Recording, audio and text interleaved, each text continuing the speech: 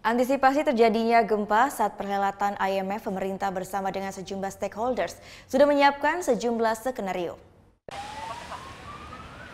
Jelang digelarnya annual meeting IMF World Bank pada bulan Oktober 2018, pemerintah Provinsi Bali serta pemerintah pusat, TNI Polri, dan sejumlah instansi terkait lainnya sudah menyiapkan sejumlah skenario evakuasi bencana. Hal ini untuk mengantisipasi apabila terjadi bencana gempa maupun tsunami sehingga meminimalisir adanya korban jiwa. TNI sendiri telah menyiapkan sekitar 20 helikopter dan rumah sakit apung KRI Dr. Suharto yang mampu menampung sekitar 3.000 orang. Pemerintah bersama panitia penyelenggara IMF juga telah menyiapkan titik berkumpul aman bagi para delegasi undangan VIP maupun VVIP. Sementara pihak Pusdalops BPBD Bali juga terus melakukan pembinaan dan sertifikasi kesiapsiagaan, khususnya hotel-hotel yang ada di kawasan ITDC Nusa Dua tempat berlangsungnya annual meetings.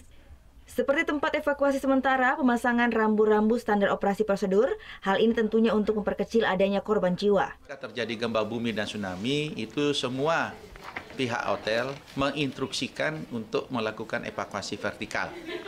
Artinya, semua penghuni hotel, baik itu tamu-tamu maupun karyawan, itu melakukan evakuasi vertikal menuju tempat yang sudah disiapkan.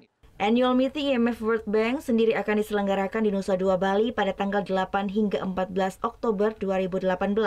Diperkirakan sekitar 15.000 delegasi, 28 kepala negara dari 189 negara peserta annual meeting IMF World Bank akan hadir di Pulau Dewata, Bali. Surya Sanjaya melaporkan untuk NET.